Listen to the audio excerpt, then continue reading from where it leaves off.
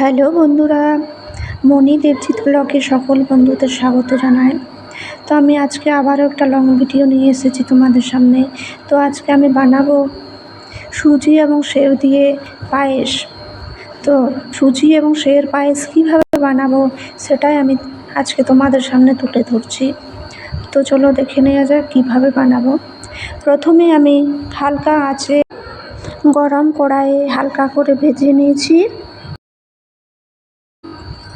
হালকা করে ভেজে নেওয়ার পরে আমি সেটার মধ্যে সুজিটা দিয়ে দিলাম, দিয়ে হালকা একটু ভেজে নেব।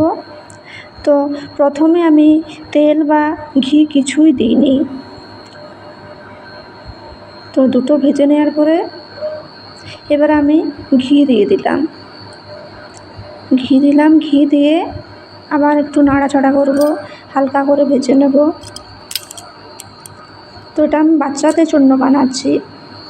তো তোমরা সবাই একবার বানিয়ে দেখো বাড়িতে, খুবই ভালো লাগবে, খুবই মজার খেতে,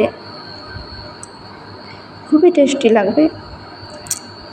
তো হালকা করে ভেজে নিলাম। এবার আমি দুধ দিয়ে দিলাম।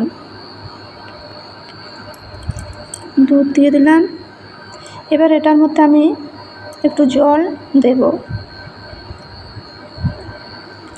জল দিলাম এই কারণে, দুধ একটু কম ছিল আর জল দেব এ কারণে যে সুজি এবং সেওটা ফুলে উঠবে, তো ঘন হয়ে যাবে একটু পরে। এটার মধ্যে আমি আবার মিছরি দিয়ে দিলাম, দুটো টুকরো মিছরি। এবারে হালকা আঁচে রেখে দেব, আর মাঝে মাঝে নাড়াচাড়া করতে হবে, কারণ কড়ার নিচে বসে যেতে পারে পায়েসটা, তার জন্য মাঝে মাঝে নাড়তে হবে। আস্তে আস্তে ঘন হয়ে আসবে দুধটা।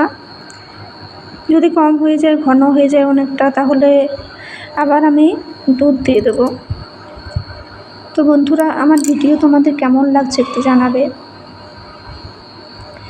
দেখো কি সুন্দর ঘন হয়ে গেছে।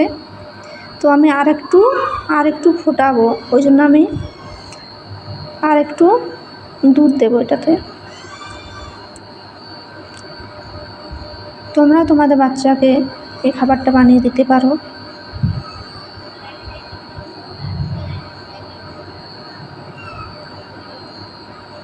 তো কি সুন্দর ঘন হয়ে এসেছে।